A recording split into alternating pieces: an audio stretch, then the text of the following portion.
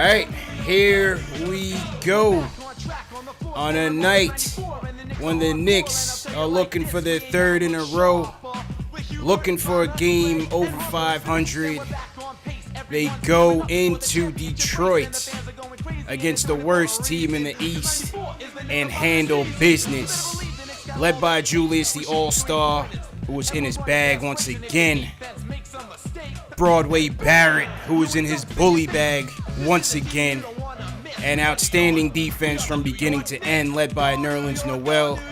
The Knicks going to Detroit and make quick work out of the Pistons, 109-90, 18-17 on the campaign. Fourth place in the East.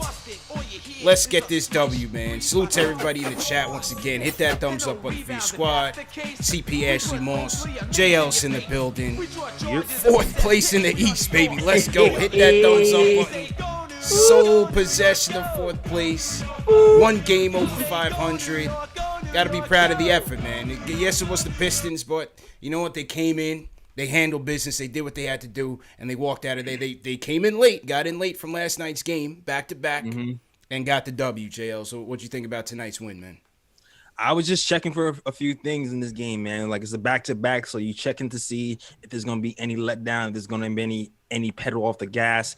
We didn't really shoot well to start, but the defense kind of kept us in the game. And also something unexpected, the three-point shooting. We hit five three-pointers in the first quarter, even though we weren't really shooting well, and that carried us through the game. And just the defense overall, all four quarters, was pretty solid, especially that our second unit defense. Even though the second unit has problems scoring, the defense from those guys really was solid and throughout this game. So, yeah, man, the Knicks did what they had to do. And also, Julius Randle's an all-star still. He's made it look easy. He just makes it look like I'm just here. I'm just waiting for everybody to get theirs because I know I'm getting mine eventually. And when I do, y'all can't stop me. And that's what he did tonight. He just tweaked his spots and took over the game in the third quarter, and the Knicks come away with the win. Ash, what you think about tonight's win? Yeah, listen, you mentioned that these are the Pistons, but when you're playing games like this, when you come in late, it really can go either way. You mentioned, the Knicks got in late from New York into Detroit, and you can go ahead and let your exhaustion get the best of you. And the Knicks did not do that. We started off a little lethargic. Our offense was not clicking. First half shooting 35%, which is abysmal.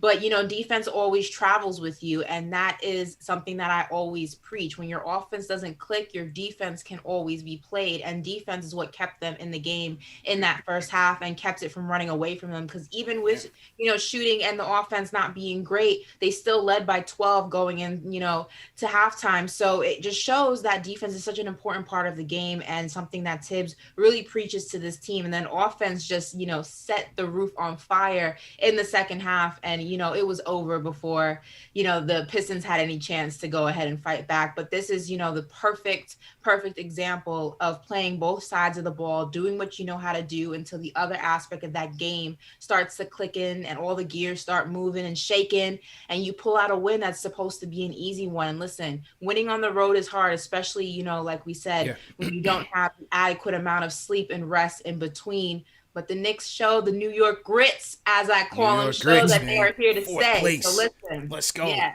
Fourth place, let's go. And you mentioned defense. My man Nerlens Noel was in his Mutombo bag tonight. He was sending everything away. 3 block shots. There's times in these games where we definitely miss Mitch, but Noel was aggressive out there in that defense, protecting the rim, and he was sending everything back tonight. I loved his energy. He definitely set the tone. Julius, you know what? Even though he finished this game with 25 and 8, a typical all-star night for Julius, it's once again on the defensive end where I thought he shined again. He took on Sabonis head-on last night, and tonight he went at Jeremy Grant, a guy who I believe should be in the running for most improved. And he went at Jeremy Grant, he went at Plumlee on the defensive end. And really just try to set this tone for this team, man. So you got to give Julius some credit. And like you said, JLs, he's just been in his mellow bag, man. Offensively, he's just getting any shot off he wants. He's mixing up the arsenal. 3-point range once again. I think he was in his bag tonight. What he finished with from downtown tonight. 3 for 6. Yeah, 3 for 6 from downtown for Julius tonight. Mm-hmm. 10 of 18 overall, 6 dimes. I mean, winning plays on both ends. Give the guy credit, man. Well-earned trip to Atlanta for this All-Star game. Also, if you notice, especially when, offense wasn't really clicking for him, he was just great being kind of the floor general and getting everybody involved, getting everybody touches. And I think that also was a big difference maker, because had the game been solely on Randall's back and he wasn't, out there facilitating, offense wasn't really his strong suit in that first half. It didn't really start to kind of get some movement and momentum to it until the second half. So had it not been him just out there realizing that right now he doesn't have it, but let me get the rest of the team involved, this game could have gone differently. And that just goes to show just, how Julius Randle has started to become, inform into the player, the all-star player that we're seeing. And I'm just, I'm happy for it. I'm just excited. This is the moment we're in. Yeah, he's growing into his role. That's he's growing. Like, we're watching him get better as the season goes on. Yeah. So he's picking his spots more. Even like little things like the chemistry between him and Reggie Bullock. Like, there's little things that they're doing right now that they weren't even doing. A two-man game is popping off right now. Yeah, like before, I noticed that before, Reggie Bullock used to sit in one spot by the 3-point line and those passes get picked off. But now Reggie's moving to like the open spots, and Julius Randle is leading them there with these passes. So like, the chemistry between these guys, just the repetitions of playing together is just forming before our eyes, and he's just getting better at reading the game, conserving energy, playing offense, playing defense. Man, it's well deserved. Like, it's crazy how much he's shown over the season, man. Definitely starting to show. And we talked about Bullock on last night's show. We said, hey, Bullock, you got to pull it. You got to pull it, man. And Bullock was in his bag. He was very active tonight. 3 of 5 from the field, but 3 for 3 from downtown. All 3 of his points came from the 3-point line. Knicks, another night, 50% from 3. They shot 50% tonight at 13 and 26. Last night, they go 12 of 24 against the Pacers. And Thursday night, Ash, they go 19 and 36, 52% against the Kings. This team is now 13th in the league in 3-point percentage. Still at the bottom in terms of attempts made, but they're starting to be more efficient at the 3, and that certainly helped us, especially in this game. Oh, definitely. I mean, look at RJ. Look at my boy RJ. Yeah. I know everybody, was hard on RJ for those missed free throws the other night, whatever. Look at the way he bounces back. I mean, listen, JLS, you don't even know. They were coming for my boy heavy. Yeah, they were coming at him. They were coming at him. And ignoring everything yesterday? else. They were coming at him yesterday? Yes. For the missed free throws. So some people were a little bit agitated at the missed free throws. You know what I mean? But RJ was solid again tonight, man. Solid. I'm not going to recap the game yesterday. I did it bad. I'm sorry. And I found it, I also found it really interesting that the Knicks, don't have a team captain per se. And I'm all for Julius Randle being this team's team captain. I think he is the leader of this team. I think he's the heartbeat of this team. He is the Batman to this team. I say RJ Barrett is his Robin. And if we're going to go ahead and select a team captain, it's got to be the All-Star. That's for sure. Yeah, Julius easy got to be the All-Star. We'll see where Tibbs goes there. I know at the beginning of the season they hadn't named him yet. I was inquiring as well. They hadn't named one. Clyde was on the telecast talking about how important it was. But I think this team follows behind Julius's lead, no doubt about it. So whether he's named it officially or not, they know who the guy is on this team right now, at least. Yeah, that doesn't matter to me. To me, that's just like we're for show. Facts. Like, if you're in the locker room and the guys who rally around you, the guys who listen to you, like, they know internally who the leaders are without having like an announcement. Like, I don't think it's that important as they're saying. I agree. But on the RJ topic, man, back to RJ, man. Another efficient night, another bounce back night. 8 of 13 from the field, 21 points, 5 boards, 3 dimes, 3 of 3 from the free throw line. I liked RJ's arsenal tonight, man. He mixed it up. He was in his bully bag early, getting to the paint and just executing at will. He was in his mid-range game as well, hitting those free throw line extended jumpers, and then the threes. Hit another 2 threes tonight. I loved RJ's energy on both ends. They had no answer for him, and in that first quarter, that third quarter, he really led the way along with Julius, man. So great game by RJ. Wait a second. Yeah. The chat is calling cap that nobody was coming at RJ for those missed free throws. Was I reading a different chat? CP, you were here too. Am I making this up? Or was people were nervous that he missed those 2 free throws last night. That's for sure. Whether on Twitter in the chat, people were a little bit nervous that he missed those 2 free throws last night. But it happens. You know, it happens. It happens. And he bounced back today. I could call out the names because I do remember them, but I'm gonna keep that to myself. Okay? I'm gonna keep it to myself. Okay. Good game by RJ as well, man. On the bench, you know, we needed that bench scoring tonight because we didn't know how Tibbs was going to go with the rotations. He ended up going 9, not even 10 deep. So much for 10 deep. He goes 9, but Burks set the tone early off the bench. Finished with 16 points, 7 of 13 from the field, 2 of 5 from downtown. I thought Burks' activity with that second unit was really good and helped, you know, maintain that lead. Yeah, with Derrick Rose into the starting lineup, it gives Burks more of an opportunity to handle the ball more and take more shots, and he's taking advantage of it. I'm starting to see the Burks that we saw earlier in the year when he's just more efficient, more hitting the shots more, and we definitely need it today because, you know, Quickly didn't have it in his first half.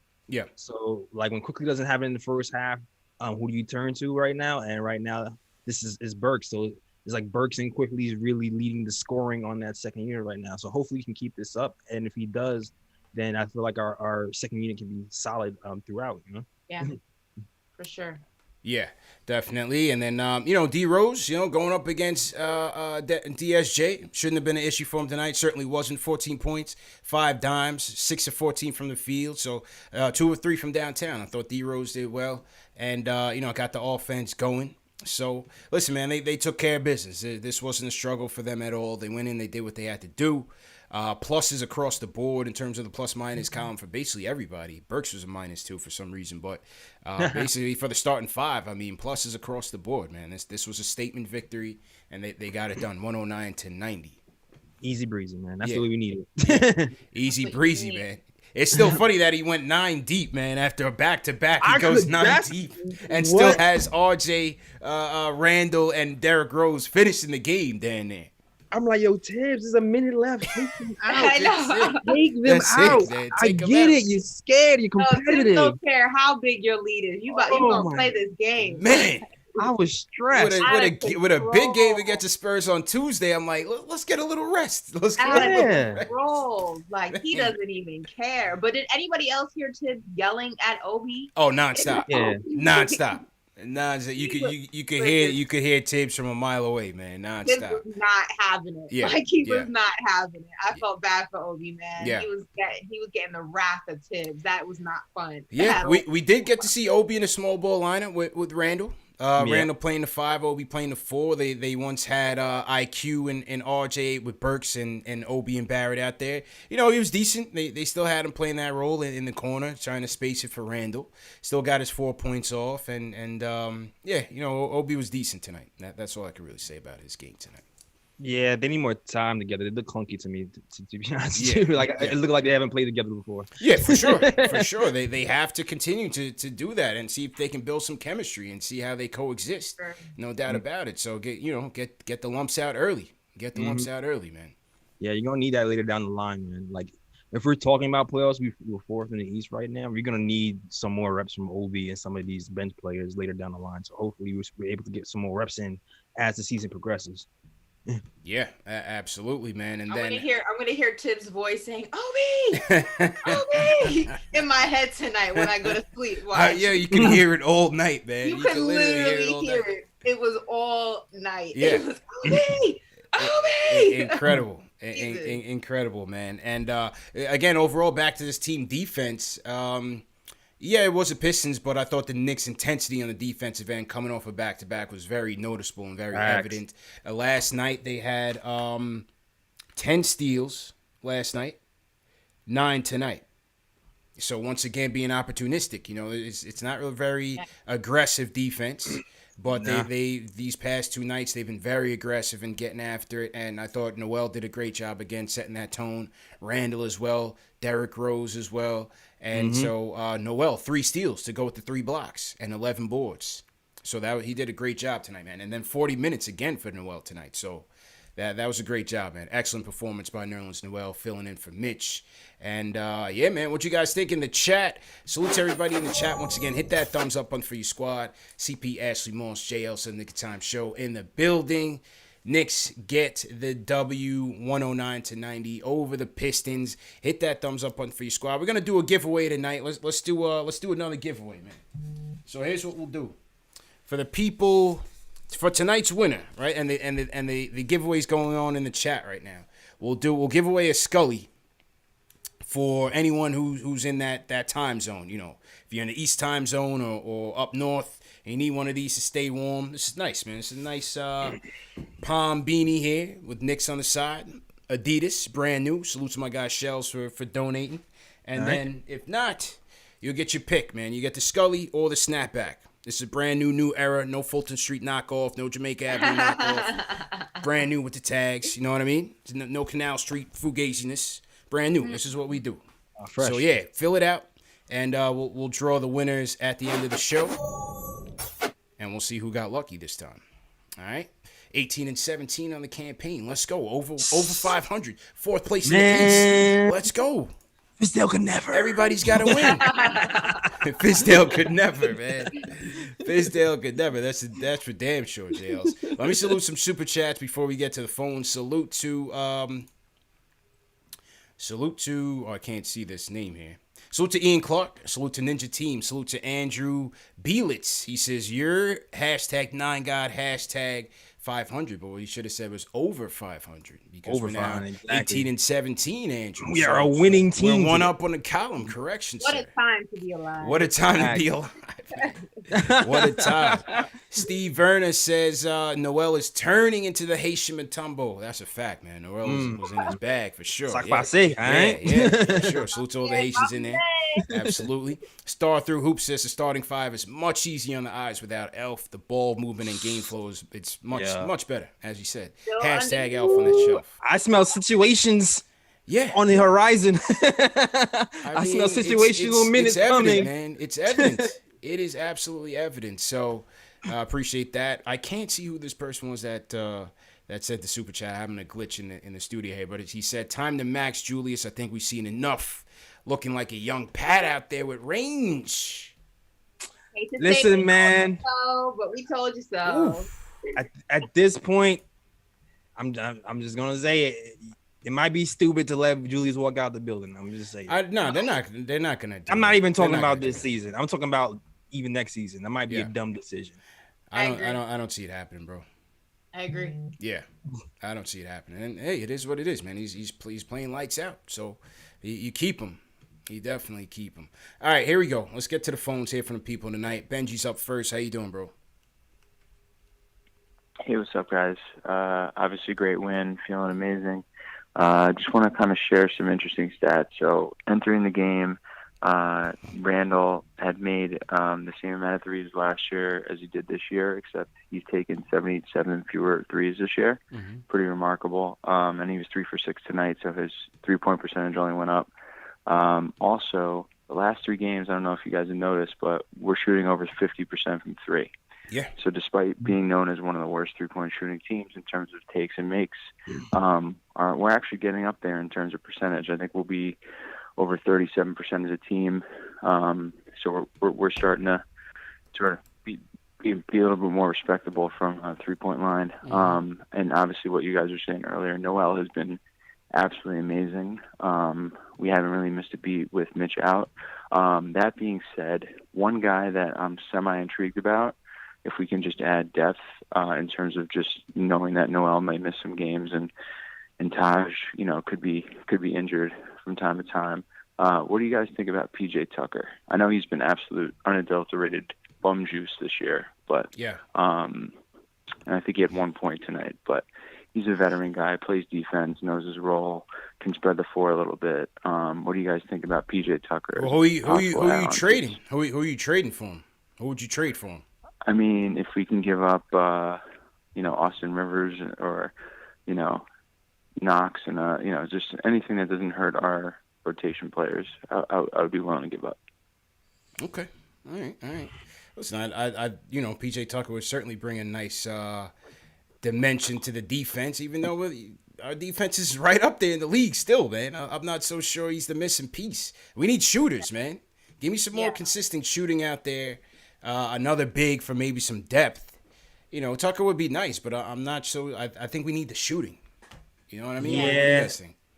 The same. Like I don't know, because he can shoot. He can. He's certainly capable.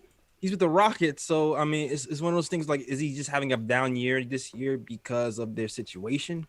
You know, like it's one of those. It's one of those things. Same with JJ Redick, man. Yeah. JJ Redick's not shooting well this year, and he hasn't bounced back yet. Yeah, and he hasn't bounced back. So you start to wonder: does he have is he having a down year as well because of his situation? It's tricky right now because our chemistry is coming together, and I know we need shooting, but it's weird. It's just tricky to bring in a guy on a down year, yeah, and then try to implement him into the lineup with guys who are starting to gain chemistry with one another and expect him to like make a difference unless it's like an injury. It's weird. It's a delicate situation, man. Yeah.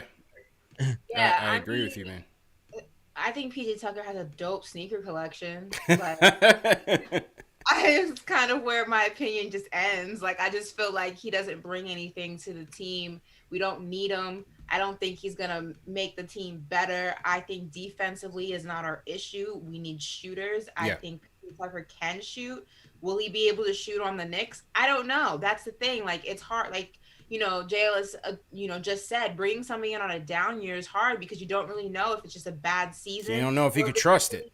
Yeah, this is just really the direction his career is headed. And is that a gamble you want to take? So, and I don't know if you're going to get, PJ Tucker for Knox and Austin Rivers. I just don't think that would happen. No. So in order to get him, what would you have to give up? And what you have to give up is not worth a PJ Tucker. That's just, at least at this point in his career. I don't think the way he's playing, I don't think you want to give up anything substantial or anything of value. None of your young players, not for a guy that is, what is he going to get you? An extra win here and there? He's nah, that's not it. To me, that's not the move. It's like, is gonna take Reggie Bullock's role? Right. He's not going to take he's not taking why am I going blank right now? Alec Burks' role. No. He's not taking Burks' role because Burks is too versatile to have him be slot somewhere else. Right. So it's like, I don't know. Yeah. You give him Frank's role. I don't know. Yeah, no, I'm not with it. I'm not with it. What do you guys think in the chat, man? Leave us a comment. Let me know what you think. Walter from the Bronx, what's going on, bro? How you feeling? Yo, Walter going once. Walter's sleep already, man. It's 11 o'clock, bro. Wake up, man. All right. Jay from East New York up next. Jay, how you feeling? CPJ Ellis, Ashley, we are in the 4th seed. The New York Knicks, give it up for them guys. Hey. My boy RJ hitting them threes. He's putting in that work. Another good game from Julius. I'm just happy, man. What a time to be a Knicks fan, man. Y'all go ahead. I just wanted to throw that out there. Yeah, man. Listen, it's what they say. It took us our 60th game to get to 18 last year. Yeah. We now 35 in. Tibbs, coach of the year. Tibbs, man. Coach of the year. Tibbs, Coach of man. the year. 11 best coaching record in the NBA. Tibbs. Yeah. Tibbs makes every team better wherever he goes. And it's no different when he came to the Knicks, man. He did it for the Timberwolves. He did it for every team. So why not us, damn it? That's a why fact. not us, damn it? Hashtag why not us? Hashtag why not us, man. Yeah, it's remarkable, man, because Vegas had us at 22. I think I had us at 26. Keep it real. I had us at 26, and this team is surpassing expectations far and beyond. There's no doubt about it. I had us at 30, so. You did? I did. I have to verify that. I did. I had us at 30. So. I'll have to verify that, Ash. I didn't say it on the show. I said it on my show. My radio show. I said it at 30. I think I copped out. I think I gave like an answer like 26 to 30. Yeah, I gave 26. I gave 26. I wasn't expecting this. I said 30. Yeah. I think I gave it because in my mind I just said this too. In my mind, I'm like, all right, Mike Miller performed better than Fizdale. Mike Miller had us on a 30-win pace in that short season.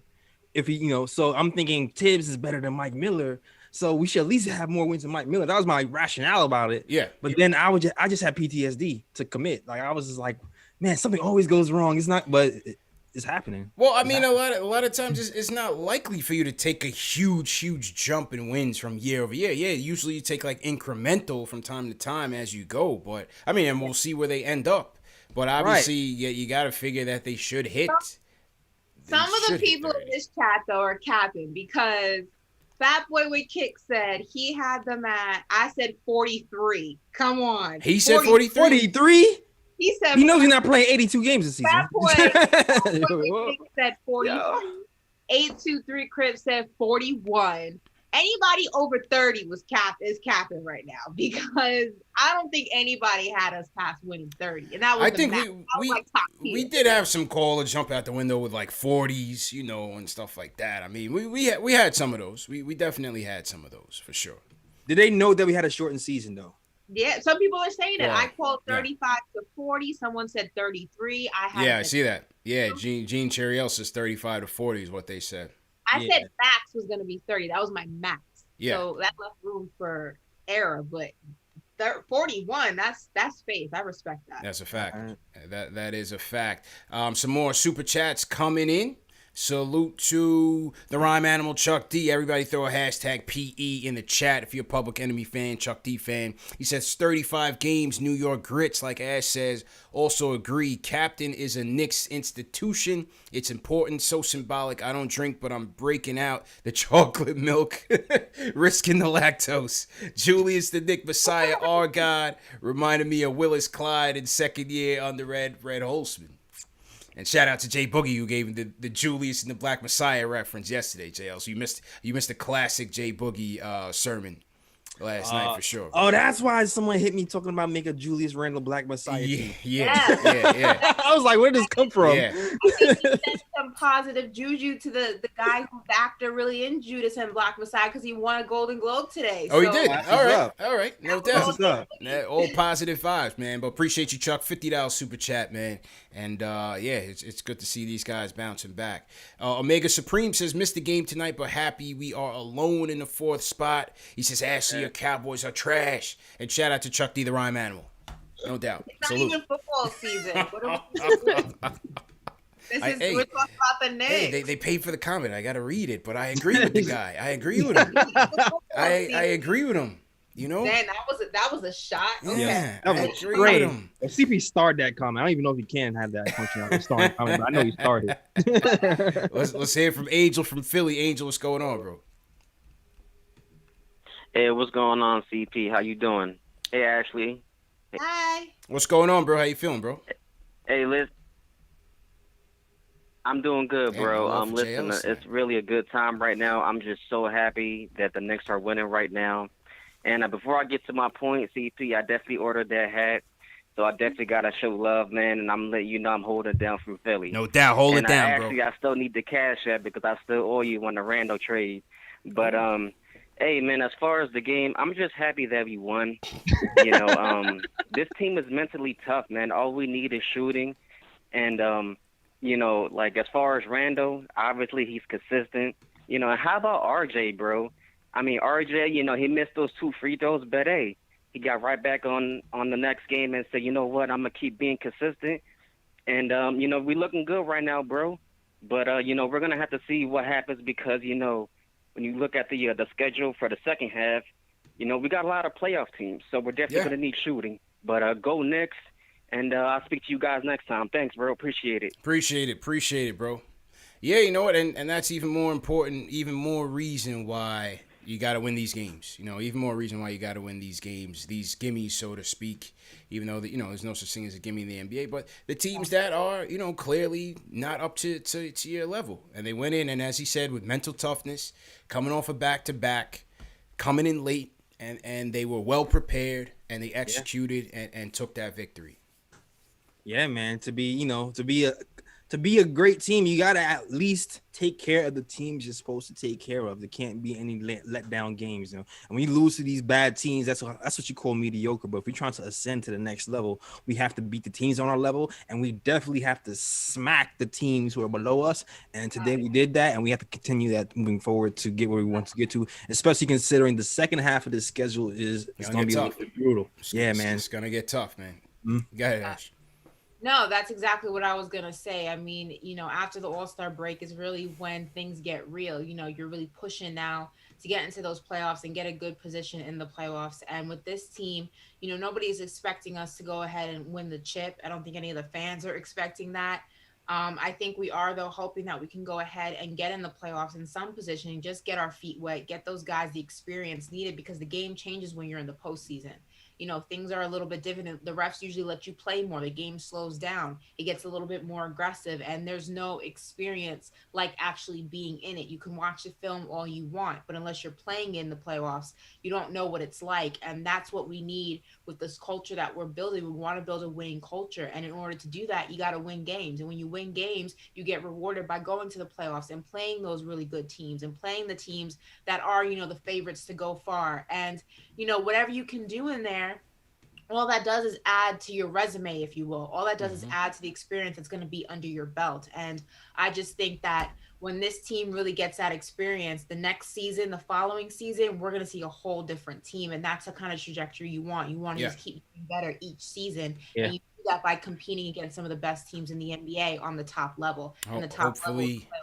Hopefully they can build on it. That's what you could hope for, that they can build on it. Super Chat came in from Legal Center. He said, RJ had a decent game. He's starting to impress me a little bit now. He says, Peyton Hive. Ooh, Legal Center. I don't know if you could go back to the chat tonight, man, because, he's part of the Peyton Hive. Okay. Well, we'll see. Part of the Peyton. Oh, now everybody's impressed, but okay. I already knew this was going to be back. I didn't know there was a Peyton Hive. Okay. All right. Let's see. There's a little bit. It's a small hive. It's very small hive. It's a small hive. How many people in the hive? It's like three bees in there. Yeah. And they let you know in the comments after the show's over, too. They let you know, man. It's like, stop you talking guys are about disrespecting Peyton. Yeah, exactly. Fat Boy with Kicks says, get them likes up. Ash, time to activate CashFanTV. Let's get those likes up. We got 2,200 people in the chat right now. It doesn't work when you say it. I know. And only 774. Ash, go ahead and let them know. Guys, come on. There's over 2,200 people in this chat. We've won 3 games in a row. Yeah. I need to see more. One game over 500. One game over 500. We're 4th in the playoff seeding. Come on now. I need to see more excitement from you guys. I'm not feeling the love. I'm not feeling the energy. I'm not feeling the vibes. I need more from you. Come on. This is all Let's I go. ask. Thank you. The snapbacks are riding on it, man. So let's go. Make sure you guys are signing up for the giveaway tonight. Dave, make sure you get the form out there. Let me know when you do so I can pin it to the top of the chat. Let's get those likes up. Hit that thumbs up button for your squad. And, back to the phones. Let's go to some new people, man. Let's go to Mississippi. Brandon is in the building. Brandon, what's going on? Hey, what's up, CP? What's up, JLS? What's up, Ashton? Hey, how you doing, bro? What's going on? I'm doing good, man. I just want to say, first of all, I appreciate you guys, what you guys are doing. I mean, I live in Mississippi. Not a lot of Knicks fans here, not a lot of basketball fans here, first of all. It gives me a platform to come out, listen to y'all, listen to some good takes, I just appreciate it a whole lot. Yo, how does a Knicks fan end up in Mississippi, man? We gotta hear your story, bro. What's going on? Hear my story? Okay. I was born here in Mississippi. And, I mean, to be honest, I didn't start watching basketball until about 2013. I honestly have no idea how I became a Knicks fan. Maybe it was on 2K.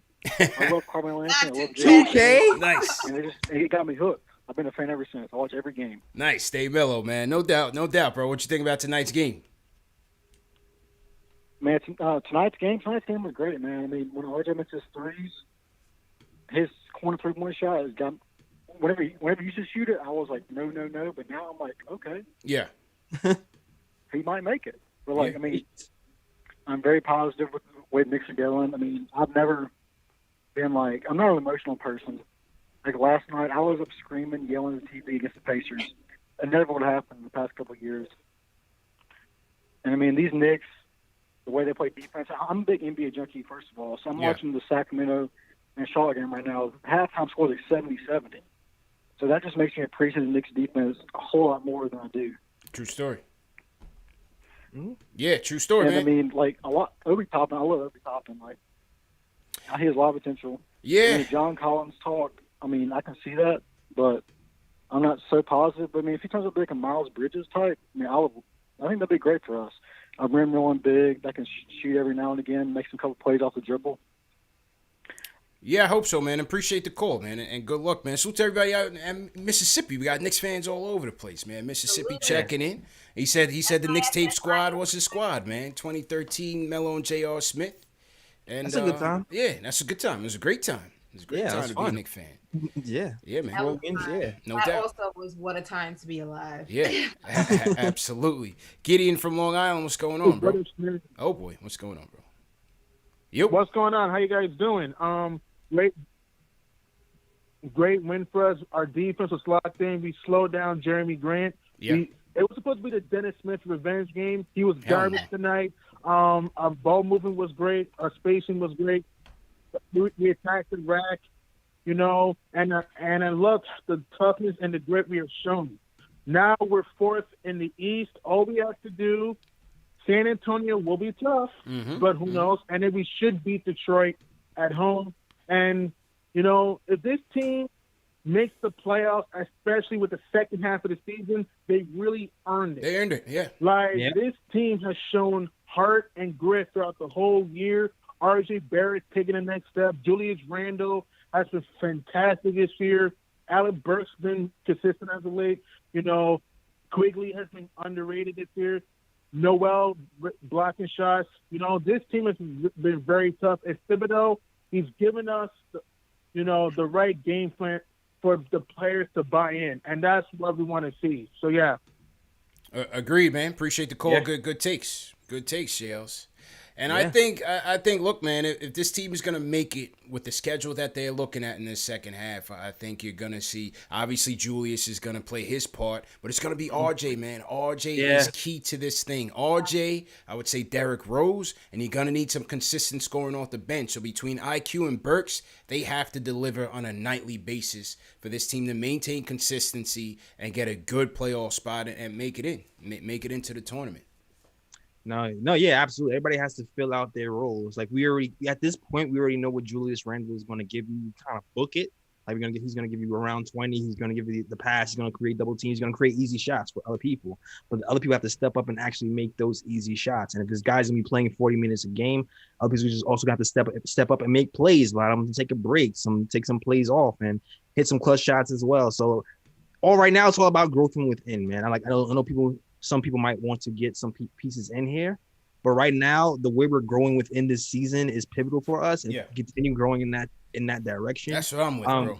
We should be fine. None of these names are attractive to me right now. We just heard Oladipo just turned down a 2-year, $45 million deal with the Rockets because and what Woj said. He didn't say there was active interest with the Knicks. He said that he listed the Heat and the Knicks as teams who've had interest, and we knew that. That was not new. Yeah, we already knew that. It's like old news of recycling. Yeah, you know? It's old news. But these names just don't excite me, man. These names just don't excite me.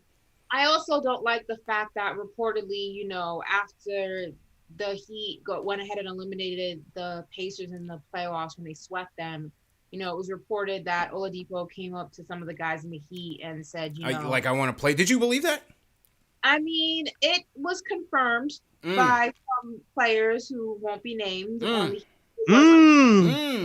it was said in a joking manner. It wasn't meant to be like a serious thing. It was, one of those like, yo, I got to come play with you guys kind of thing. But I think also it just speaks to, a culture thing, and you never want your guys on your team when things don't go the way that you want them to or you expect them to. You never want that kind of conversation to transpire right after you get swept. Maybe down the line, maybe if you run into them in the off season and you guys are kicking it, in Mexico somewhere, and you're like, yo man, I gotta come play with you guys because what's happening in here. But you don't want that happening right after you just get swept. And I think with the Knicks, one of the things that is so impressive about this team and that I really like is the culture and the chemistry of these guys. I think they really enjoy playing with each other.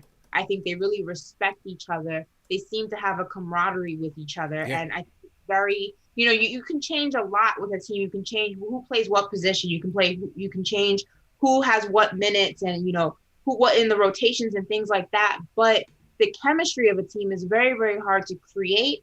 And it's very, very hard to get back once you lose it. And I think you don't want to mess with the chemistry of this team because we finally have a team that is fluid and it works and it clicks. And I don't want to do anything that's going to harm it. If it's going to help it, sure. But I don't think something like that's going to help it. I'm with that.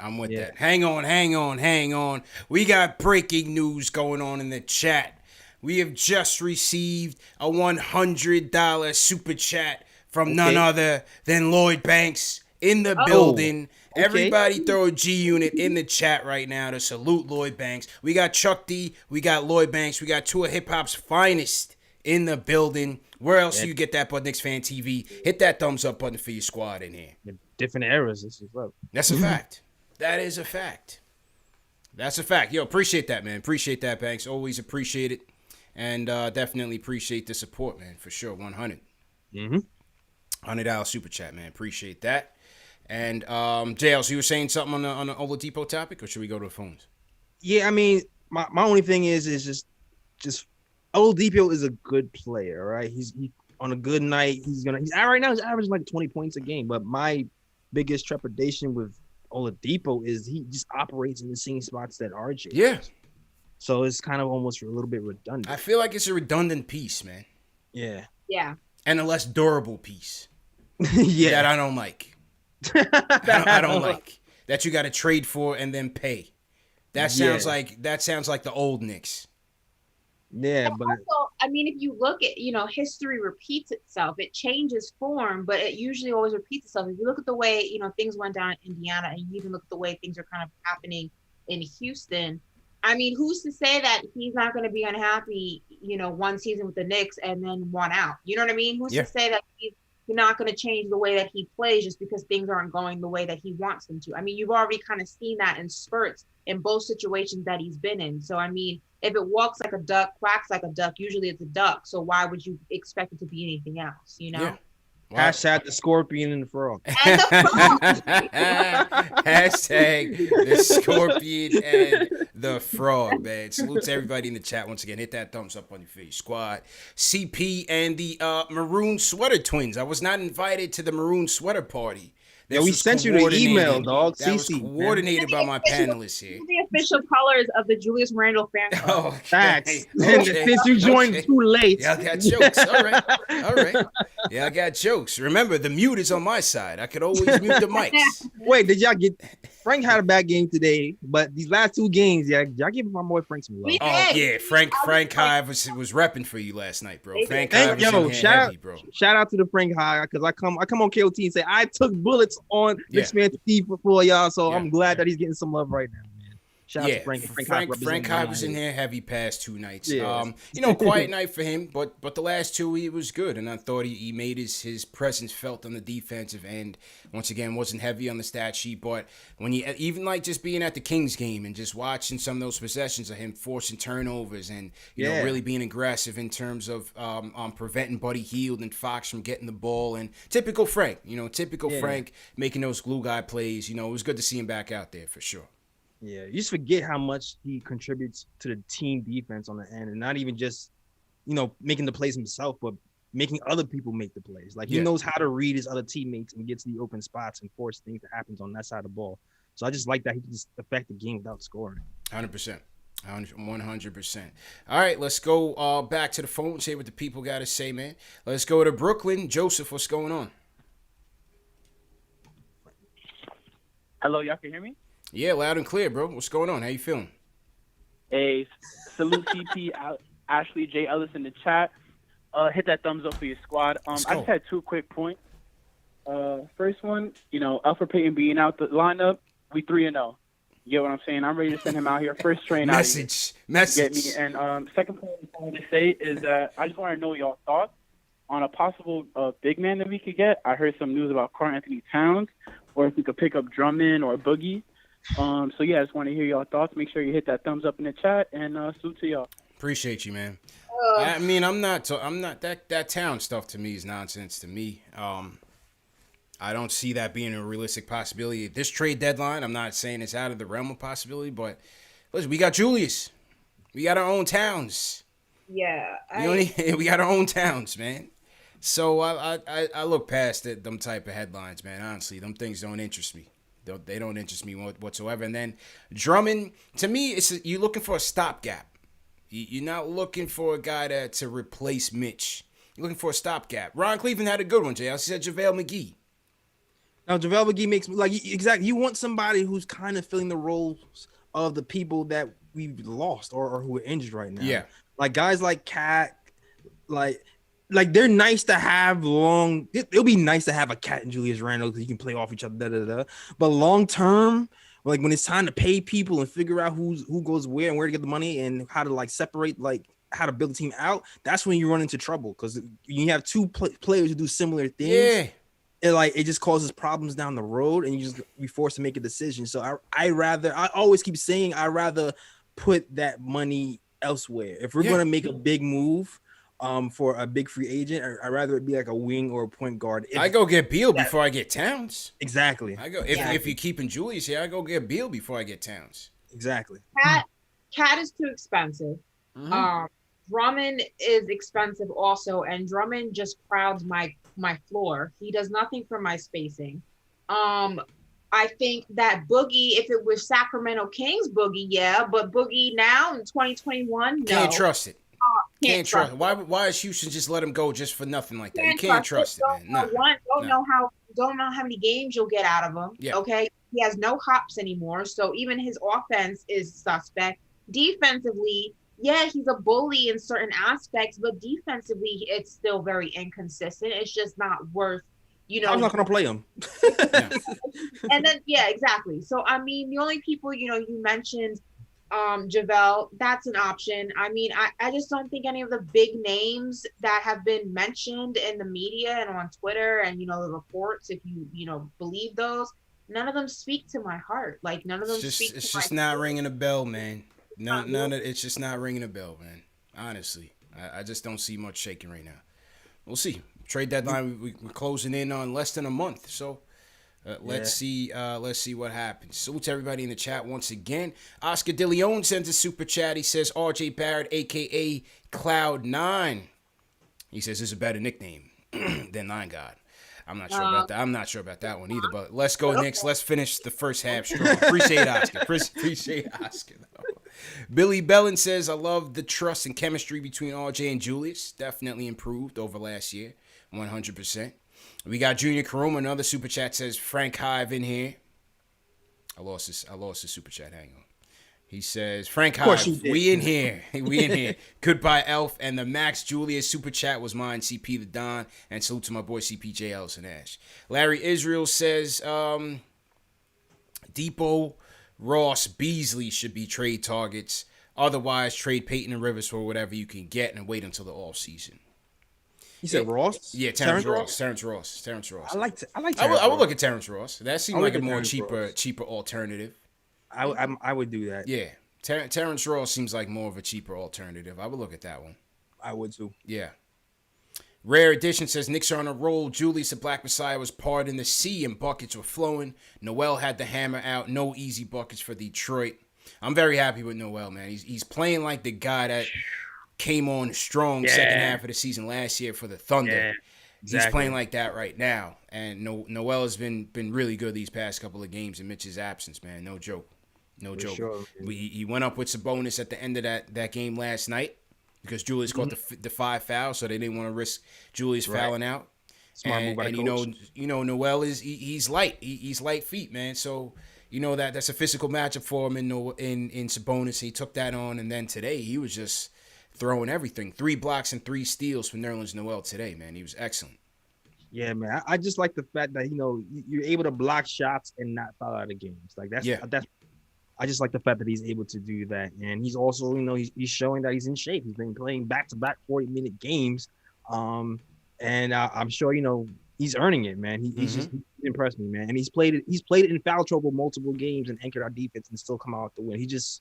He can't catch sometimes, but everything else he's doing right now. Yeah, facts. Defensive end, he's solid, though. Defensive end, he's solid. RJ caught him for a nice one-handed Gotham lob, and that was nice late in the third quarter. So shout out to Nerlens Noel, man. No doubt about it. Let's go to Dan from New Jersey. Dan, how you feeling?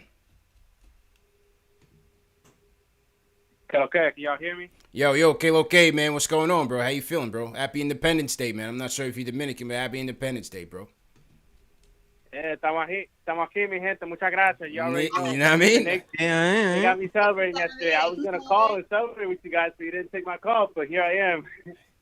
Yeah, no doubt, man. Here we go, bro. Let's go. Nerlens Noel, he's been showing up. He's repping the island right now. Yeah, that's facts. Love it. That's facts. Back-to-back 40-minute games. Like, people on Twitter, they're not looking at the full picture. They're saying, oh, Knicks fans are so happy because they're 500. They're a mediocre team. But you got to look at the fact that we got the lowest payroll in the league. And we are up there, 4th place in the East. With all these assets, all these draft picks. We got all these young guys. We got Julius Randle, an all-star. We going up, baby. We going up. Let's discuss that.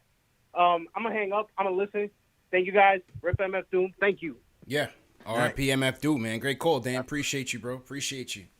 Listen, they're doing a lot with a little, J. Ellis, man. This team, I did not think this team, like I said, I put 26 wins. I did not think this team, first off, you couldn't have seen the improvement on the defensive end alone. Forget record, bro. Forget record.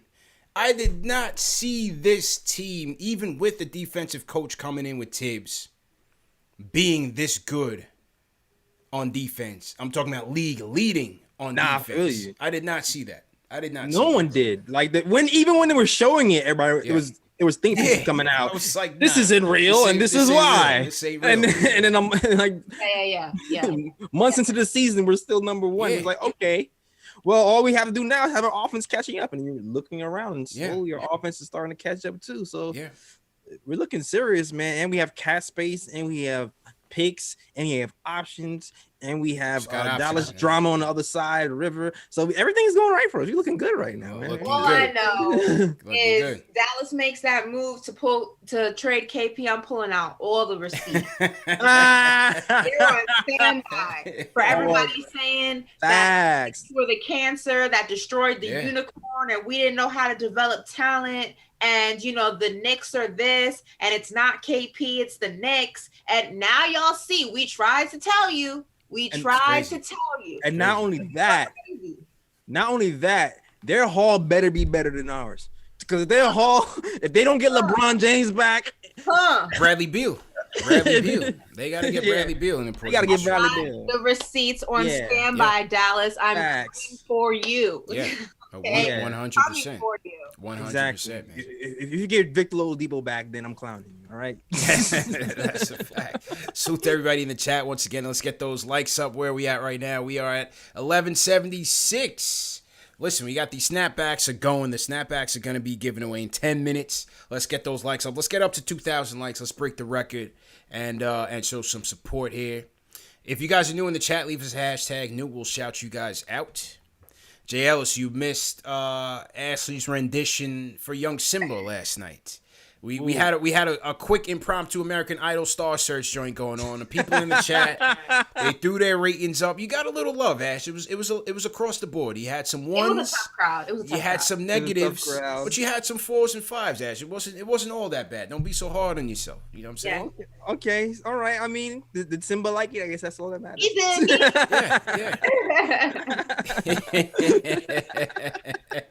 Nah, it was funny as hell. It was funny as hell, man. So Terry was a little off pitch, but I brought it back home. Yeah, that's it. That's it, man. Well, yeah, that's it. Rare Edition sends a super chat. He says, I read that one. Alan Berman says, salute for the squad. Hit that thumbs up for your squad. Good teams win the games they should on paper, and we were on point tonight. 3-0 without Elf. Wonder what Tibbs does when he comes back, because Rose helps space the floor early. Where you guys want to go with that, man? Oh, that Rose still helps space the floor early? No, I mean with Peyton. Where do you go, JS? I think me and Ash had touched on it yesterday, but where do you go? Oh, with Peyton? Oh, Derrick Rose is starting. Like, I seen, start Derrick Rose. Like, listen, we lose a little bit on the defensive end slightly. Right. We saw that. We saw how McConnell kind of continually blew by him yesterday. Mm-hmm. But at the same time, the offensive bump is just too much to ignore. Like, he's more willing to make passes to other people, get other people better. He's able to make that mid-range shot. You're speaking to the mic a little bit closer, bro. Oh, my bad. He's able to make that mid-range shot at a more consistent basis, which kind of opens things up. And he's not a complete dud from three. Like, he's going to have a night where he hits his threes and space the floor from us, and he might have his nights where he's not, but it's going to be more nights than Elfrid Payton can give us. So overall, you have, I feel like at this point, it'll be stupid to have Elfrid Payton back in the starting lineup. And as I was alluding to before, man, it's a situational situation for Elfrid Payton right now, man. Yeah, put him in the situation. Put him in the situation. He's officially in a situationship with Tom Thibodeau. Throw him in a situation. Exactly. No offense to Payton. Listen. I prefer to call it an entanglement. Yes, put him in an entanglement with Frank and them, right? Yeah, situationship. Oh man, bring him to the red table. Yeah, because I'm with you, man. Yes, we'll lose a little bit on the defensive end, but you can't deny how D Rose gets this offense together better. And has him and Julius are clicking in the 1-2 game. That pick and roll, pick and pop with Julius is there all day and night if they want to run it all game, if they really wanted to. He's getting RJ buckets. Keep it that way, man. And then if you want to bring in Elf, if you decide in between Elf and Frank, okay, some nights let's see where that goes. But other than that, stick with D Rose in that lineup, man, and go from there, man. And I think, the thing that Jay Ellis and I were worried about when the conversations of D Rose joining the team and then eventually when he officially joined was that it was going to go ahead and take away from IQ because, he favorited Payton, and obviously he has an existing relationship with D Rose, and with Payton kind of being forced out of the equation and now Frank being in the equation, IQ, obviously his minutes are untouched. You're really starting to see D Rose, in that element. So it's kind of forced Tibbs to see a different perspective than I think he would have seen had the situation with Payton not happened. Big time. So now that he sees it, I don't think his favoritism with Payton's going to be enough to save him. And I know people, thought that me and Jay Ellis were hard on the whole D Rose situation. Our only concern was it not hindering IQ's development, which it's clearly not.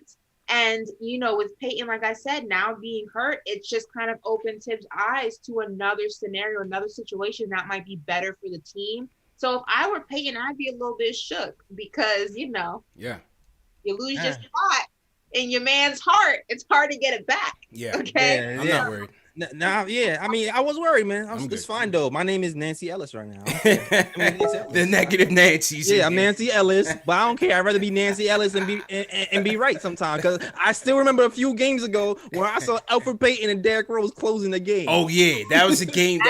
Ash wasn't here, and people's questioning Tibbs. That night was kind of funny too, man. But don't listen to Nancy. Yeah. It happens, man. It happens. Let's hear from Walter from the Bronx is back. Walter, what's going on, bro? What's going on? How you feeling, man? What's good? All right, that's good. I just want to say, Obi looked like the Scarecrow and the Tin Man from the Wizard of Oz. From the Wiz. And I saw Carl Anthony Towns run up on Julius Randle like he want to play for us, so that's a whole nother problem. But that's all I call for. We love y'all show. Thumbs up for your boys. Appreciate it, Walter. Appreciate it, man. Obi, he was a little tentative out there. He was very unselfish. I'd like to see them running some more plays for him. It's the same story, bro. It's the same story. He tries hard. He's trying hard. And defensively, I thought he was a little bit more together tonight. It's just gonna be a tough adjustment, man. We'll see how it plays out. We just gotta take it game by game. Game by game. I just don't know. I just don't know what we're gonna do with Obi. I just don't know. I can't see the future on this one. Normally, it's tough. Normally I'm able to kind of, gauge it in some perspective. I'm able to gauge it in some aspects. Where it's gonna be, what it's gonna look like. I'm lost on this Obi situation. Yeah. I have no idea. I can tell you what I think is gonna happen, but I'm not gonna like it. I'm so confused with Obi. I'm very confused. Facts. I can tell you what I think is gonna happen, but I might not like it. Tell me. Y'all might not like it. Y'all might not be ready for that. Yeah. Y'all might not be ready for what I think is gonna happen. Y'all might not be ready for that. I'm ready. Tell me what's gonna happen. I can very likely see Obi being moved with a pick or something to bring another person in here. I can see that. I mean, maybe next year. That's certainly possible. I wouldn't doubt that. And that's what they should do. That's what they should do. If it brings back something that's going to upgrade the team, sure. Have loyalty. Listen, we love the kid. He's a homegrown kid. But if you're going to be able to upgrade the team without hurting yourself too much, and you got to put in a future pick, you got to do what you got to do. The way Julius is playing right now, if you could bring in an upgrade in talent, Exactly. That's what it is. Listen, I told you from the beginning, this was a mistake. But we're going to give him some patience anyway. Because long term, they're not going to be out on the court together for long stretches of a game. That's never going to happen. It's never going to happen. So with his limited minutes, he's going to have to show up, put out and show up. And so we'll see how it goes, man. I don't know if it was 100% a mistake. I think it's still too soon to make that call. But I do feel like, obviously, look, it's unfortunate for Obi. There's a lot of things stacked in, against him in this season. Obviously no summer league, the training camp situation, there's no practices. I mean, there's a lot of things that are stacked in not in favor of Obi's development. So I will give him that he hasn't had the easiest rookie season. Then he was injured. There's a lot of things going on that probably if things were normal, if this was a normal season, he would not be dealing with this. And we possibly could be seeing a different Obi right now. But that's not where we are. That's neither here nor there. Where we are at this moment in time. And it's about how do you take what you have and make do with it and kind of help yourself in a sense. And I just don't know. Tibbs clearly, it seems, I don't know if it seems like that to anybody else, but Tibbs clearly has zero patience for him. Like it just comes across. You gotta be ready. You gotta be ready. This is Tibbs. Yeah, this is Tibbs. You got to, 19 points tonight, most of it in garbage time. You got to be ready. IQ is ready to go from day one. He's in there. He's playing like a vet. He's in there with the vets. Obi, again, we're not going to go with the training wheels, man. You're going to get a couple minutes. Yeah. At the earliest sight of distress, you're out. Even when you're playing well, you're out of there. Because him and your all-star MVP play the same position. They're never going to be out there on the court for long periods of time because defensively, you're going to hurt yourself. You're going to burn out Randall at the 5, and Obi's just not right there. He's just not there on the defensive end. So, mistake might be a stretch. But all I'm saying is back to our original conversation, there were other positions of need. Teams with depth do that with Randall and Obi. Teams with needs, you go get Halliburton, you go get Vassell.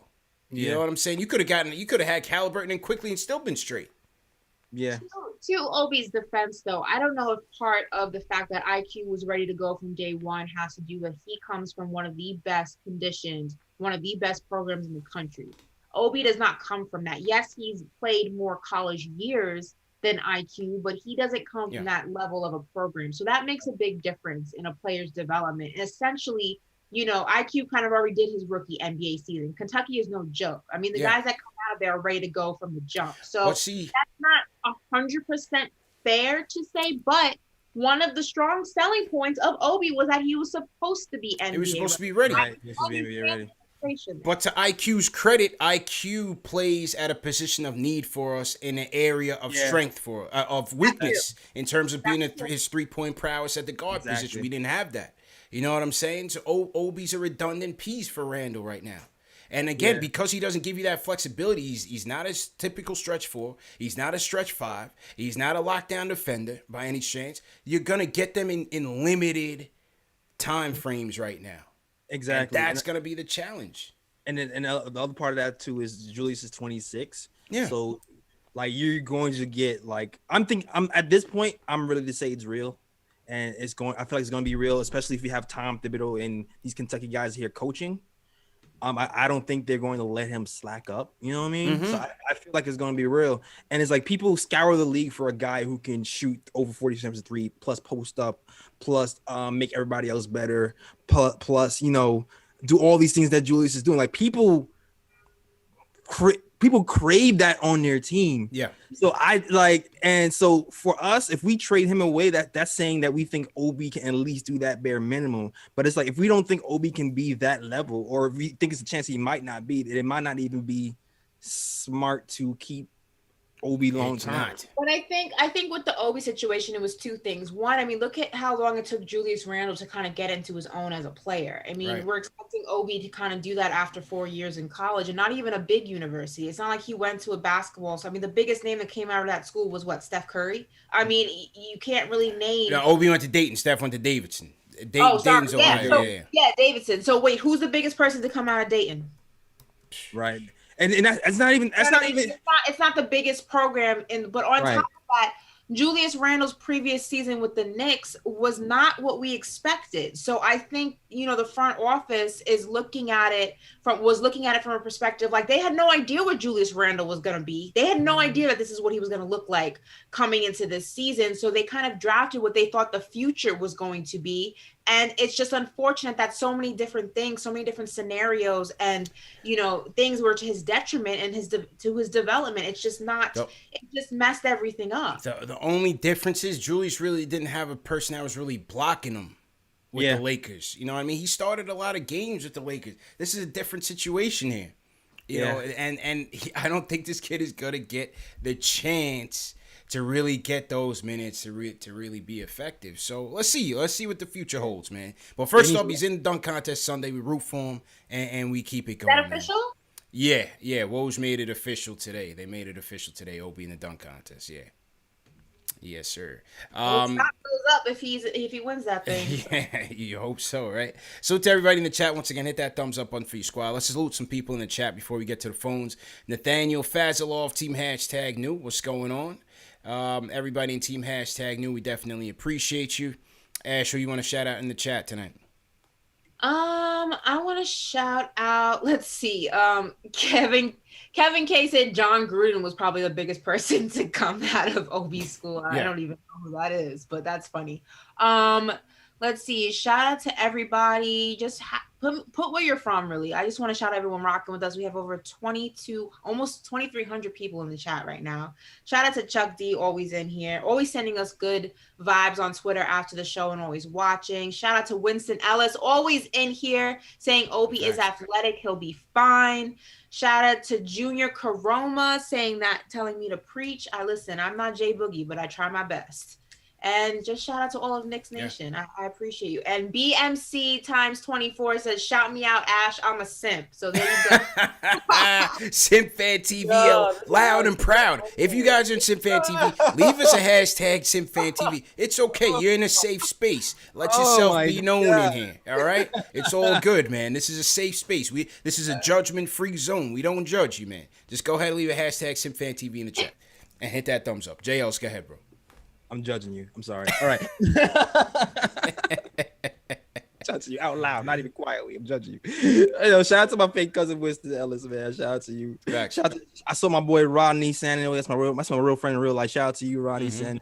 First Lady of Sports. Shout out to you, Queen's Villain. I know. I saw my boy in here, Young Simba. There you go. Let's bounce back. All right, bounce back. Shout out to you. And everybody who represents Knicks Fan TV, Nick of Time Show, Ashley Moss, everybody who rocks. Yeah.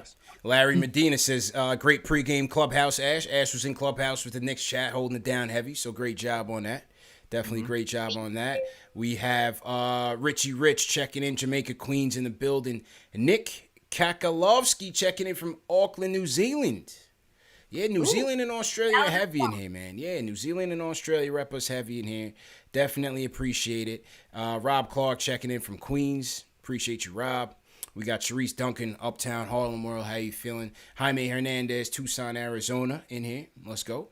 Queens Villain. Salute to Queens, man. Speaking of Queens, we got to throw a hashtag 14 in the chat. Today is the 6-year anniversary of Anthony Mason's passing, man. True warrior, one of my favorite Knicks, no doubt about it. Salute to Mace, rest in peace. And I got something coming on that front this week as well, so stay tuned for that. And, yeah, man, tough loss. February 28th, 2015, we lost Mace.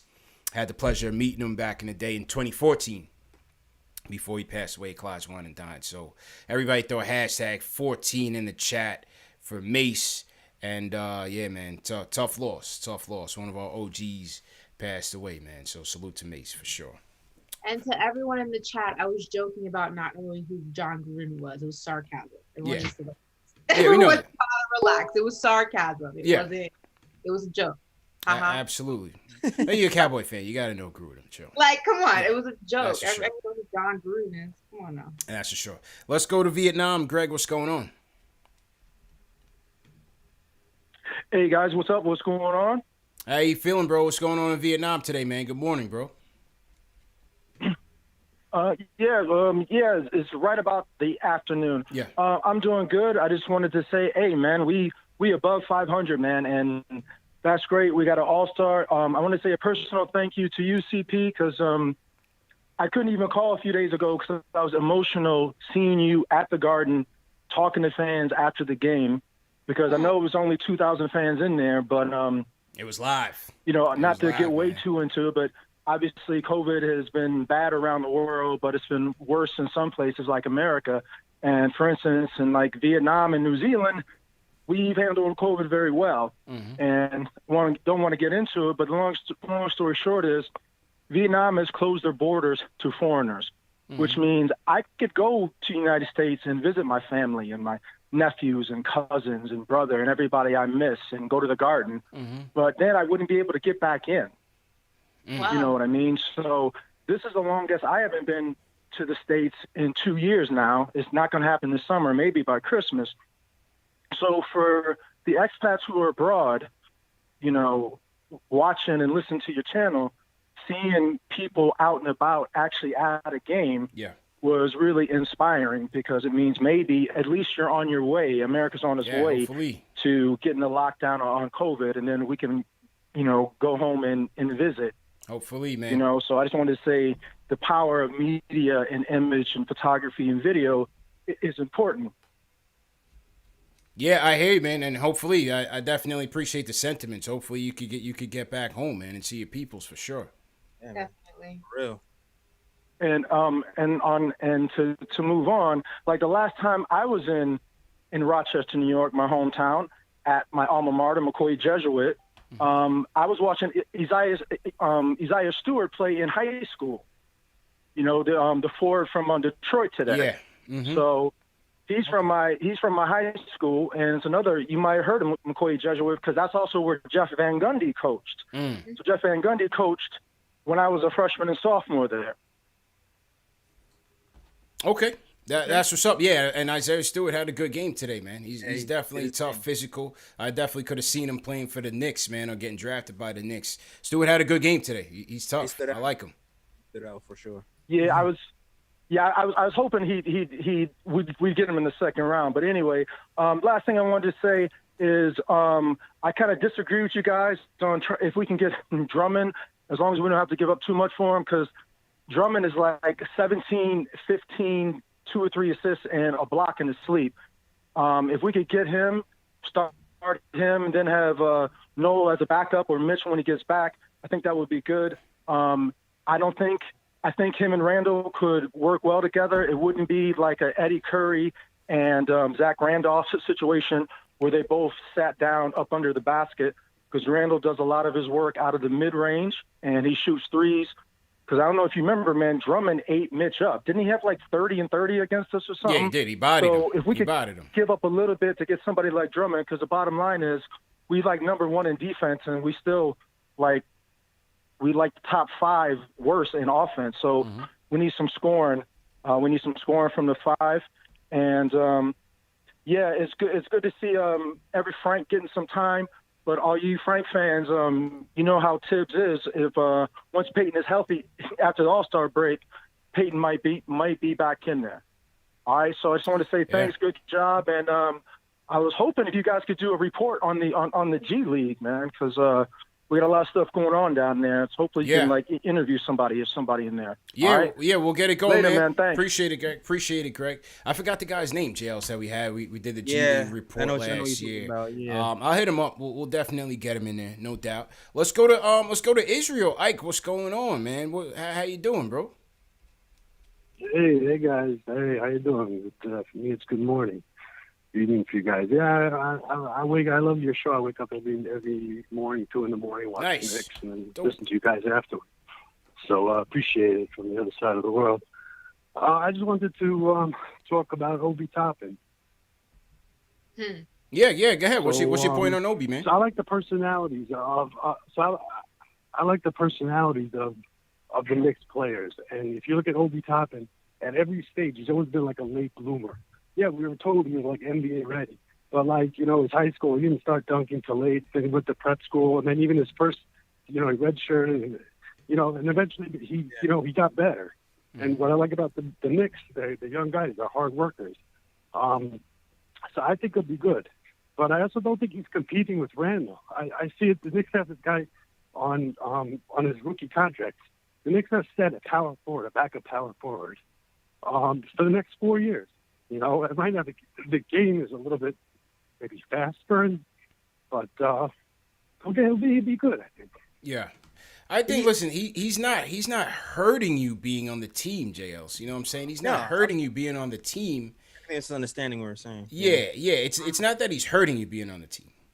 The issue is that how much are you really gonna see his ceiling be actualized, or how high can he really go when technically he's got a roadblock in front of him? Yeah, that it just doesn't, and it doesn't seem like, again, that they're gonna be sharing much court time together. Yeah, I don't doubt that he'll be good. Right.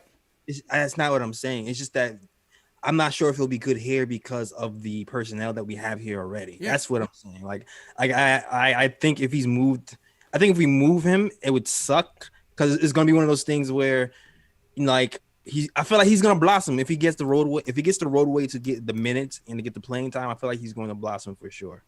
But with Julius Randle here, it's not. I don't know if that's going to be difficult. It's a difficult situation right now. But listen, we hope the best for Obi, man. Every time he comes in, I'm waiting for him to break out. I'm waiting for him to shine. I'm waiting for him to dunk on somebody. I'm waiting for him to attack the basket, draw some fouls. How many free throw attempts did Obi have tonight? How many? I don't think he had any, did he? None. Yeah. 0. Come on, man. It's run some kind of plays like for the kid. It's also like Obi looks like he's about to do something, and then it doesn't do. It kind of reminds me of like Cam Newton now. How like Cam Newton looks like he's about to just throw a freaking bullet down into the end zone, and then he slings his arm back, and the ball goes like 3 yards. Like it's just like womp womp womp. It like revs you up, and then it doesn't deliver. Yeah. Like it's almost there, but it's not there. I'm not gonna kill him either because it's not like he's getting a bunch of minutes. Like there was a stretch where he played well for these few minutes, and the minutes he played today with Randall and the rest of these guys, like first of all he played more minutes today, but he played a lot of those minutes with Randall, and it's like I feel like he didn't know where to be on the floor because it's early, it's new for him. So there's half of the minutes he's spending with his regular squad, and half the minutes he's figuring out how to play with like people he usually doesn't play with. So, but also, let's be real. Every time he was looking for the ball for Randall, he was clearing it out on him. Every time Julius was moving him away, he wasn't even giving him the ball. They don't give him the ball. They don't run plays for him, bro. That's what I'm saying. Like his job is stand in the corner. and if the play breaks down, you'll get your dunk or you'll get your rainbow 3 on. That's it. When Randall's in the game, he's the corner guy because, like I said, if we're gonna post Randall versus post Obi, who you posting? Yeah, and you much rather post Julius. Obi can't post up Ish Smith right now. Right. So that's gonna be his role with him, with Randall in the game. He's gonna be the spot up 3 guy garbage man. Yeah. Here's the thing with Obi though, and it sometimes it just is what it is. He's got to be aggressive because Tibbs is not going to hand him anything. If the touches that he does get, he has to make the most of them. It's as simple as that. And even with the few touches that he does get, he doesn't always make the most of them. He looks like he's about to. Oh crap! Sorry.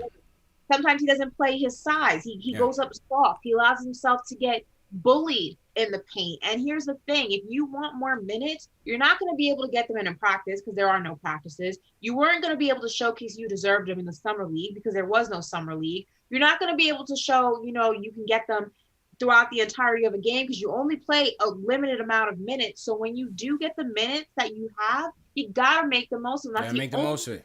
That's it. Yeah, but gonna play you more, and that's on Obi. Obi's in control of that. That's on nobody but him, and he's not doing what he can do to help himself. Also, and some of the blame has to go on him. Gotcha. And I even can't kill him for that because like right now, as the offense is constructed with the second unit, it's IQ.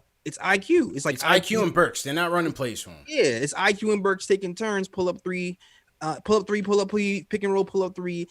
Eventually, sometimes you'll get a post for Obi in the corner, a post for Obi in a 3 for Obi. Like Facts. They're not doing pick and roll for Obi as a finisher out of Amari at all. But it's frustrating, man. It's frustrating because listen, I'm okay with IQ's play. Of course, he's been a bright surprise this year. He was forcing it tonight with the floaters. You know, he got lucky with that with the three that when Isaiah Stewart, he caught him lacking, or the refs caught him. But I thought IQ was forcing a lot out there. Like, run some pick and roll for Obi, man. Feed it to him, let him attack. Yeah. David O in the chat just said it best. He's hungry, but he's afraid to eat. You gotta eat, Obi. That's the only way that Tibbs is gonna feed you more. You gotta eat what you're given. You can't be afraid to chow down on the food that you do have. If you want seconds and thirds and fourths and fifths, go out there and show them why in your scouting report you were NBA ready. Go out there and show them you come from this. Your dad was one of the best street ball players in New York. You come from this. Man. Go out there, channel that inner New York street ball energy and play like big body. Stop playing scared. Like I want to see the kid do so well, man. I want to see the kid do so well, no doubt, man, for sure. So we'll stay patient. Right now the team is clicking, and we'll hopefully Obi's time will come. But somebody tonight is gonna win a snapback or the Scully, whatever you choose. Right now, ladies and gentlemen. Here we go. We're about to pick the winners. Salute to everybody in the chat once again. How many likes we got, Ash? How many likes? We have. Are you satisfied with our like count tonight? I feel like we need to hit at least 1.5. We're at 1370. I feel like we're at 1,300 likes. So we got 2,100 people in the chat. The math's not adding up. It's not adding up. I feel like, I don't know. I'm not feeling it. It's kind of pedestrian right now. Yeah, I feel like we can do better. So all right, let's hold off. Let's hold off. And let's go to the closer for the night. We're going to go to my guy Papa Left in the building. Papa Left, how you feeling, bro? Let's calm down. I'm not the closer. Jay Boogie's the for closer. The night. I said for the night. I said for the night. I said for the night. For the night. Let's Jay Boogie's not here today. If there's Armando Benitez and the guy who said Randall needs to change his hairstyle would be Armando Benitez. Facts. Mo Rivera would be Boogie. Let's hope I land in like the Francisco Rodriguez, Trevor Hoffman. A little Billy Wagner. Yeah, no doubt. Yeah, man. I think this channel is amazing. I think that one of the bright spots of COVID has been this platform that's leveled out people on the same channel, whether it be celebrity, Mr. Make His Cash Stretch Longer Than Giraffe Next, $100 super chat, Lloyd Banks. Yeah. But seeing the Knicks fans all the way down in CPAC territory in Mississippi, going all the way out to Iowa the last week, then we had Vietnam regulars, Israel, and most importantly, I want to shout out all the Knicks fans and the only living, breathing basketball fans in the borough of Brooklyn, because that is where I love Knicks fans the most, because this is our city, and that is also our borough. So I definitely want to shout out all the Knicks fans in Brooklyn. Y'all just visiting. Definitely. And I want to make a couple points about tonight. Stats have to be the most deceptive thing in our world right now. When Mike Breen said the Knicks 5 years ago were 20-20, and then a year they were 20-20 under Jeff Hornacek, and I believe he said we were 22-22 under Derek Fisher. I almost lost my mind, because I don't even seem to believe like that could have been a possibility. But he mentioned that this team seems different, and Clyde mentioned that the defensive intensity is where their foundation lies. And Clyde, shout out to Clyde this year. This guy's just amazing. Like he's still adding so much value to the game. Like, you may think that Clyde is getting old and he may be repetitive, but it's underrated how those repetitive phrases, at sidebar, Clyde is amazing. But it is true. Like, this year is not going to fall apart because we have Tibbs, the foundation of defense. Wherever we lack on offense every night, Tibbs, if we come out soft, he's going to call timeout. We're going to make sure that we can stay in as many games as possible. And also another stat. Julius Randle averaged 20 points last year, and this year he is averaging one bucket more at 22. And that's also just mind-boggling because if you look at the variety of Julius Randle's game this year compared to last year, what he's doing on the court, the timing, the absolute mastery and control of where he wants to go with the ball. Facts. He's doing whatever he wants. Put in a position late in the shot clock today to shoot a three, the confidence that he has from three, it's just night and day. It's absolutely incredible. And the word of tonight's game, as a Knicks fan calling into KnicksFanTV, is hypothetical because we blew out the Pistons, but we have PTSD, so we still have to create hypothetical scenarios to make an interesting call. So since tonight was a complete destruction of the Detroit Pistons, and there was that little moment where Dennis Smith blocked D Rose and we had our little psycho moment, but he faded away and we won the game. So the hypothetical thing that I'm kind of freaked out about or upset about is Tibbs, even when we're losing by 15 or 20 with 2 minutes left. Yeah, it was a tonight little we're winning by 15, 20 points with 2 minutes left. It's just it's kind of strange that he gives the quick hook to Quickly. But even late in the game, we can't get Knox in the game. We can't get Obi in the game. We can't get Frank in the game. And I'll point back to the Knicks Cavs preseason game where we came back. That was an all youth lineup, and it seems like our youth kind of plays better together because there's like an unknown ranking leadership, and they kind of feel like more comfortable to play to their strengths and more comfortable to make mistakes. But I really would like to see the young guys play a little bit more, especially whenever there's an opportunity where the risk is that low when you're up by 20. But this just goes to show that going forward, and I'll let you guys talk about this, the risk of Tom Thibodeau trying to cap his career with a championship while grooming a roster that's pretty much has its value in its youth and its assets. At what point is Tibbs going to push with Leon Rose and Wes to jump the gun?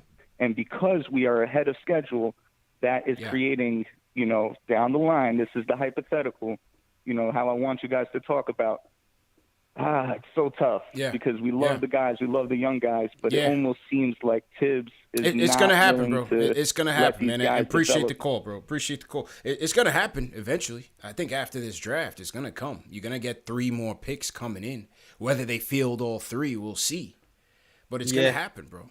It's going to come soon. And they should. If they feel like, okay, that they can make the deal that they can make, that it's not going to kill this team, go ahead. I'm okay with that, JLs. You got to pay to play, man. You got to roll the dice in the NBA. But it's got to be for the right play, and it's got to be for the right piece. Yeah, Knicks fans, we're caught in this PTSD middle where we've made moves like this in the past, and it's came back to haunt us. So it's really difficult for us to kind of survey the situation and realize when is it good to actually use the picks and when it isn't. You know what I mean? Yeah. And I think that's because we just keep going back to the Melo trade and Antonio McDyess trade and all these and trades. Every other trade in the last 20 years. They all been terrible. Even when we brought Marcus Camby and Jason Kidd here, I feel like, man, we really gave up all those picks for Marcus Camby and Jason Kidd, even though I loved them when he was here for the 54 win team.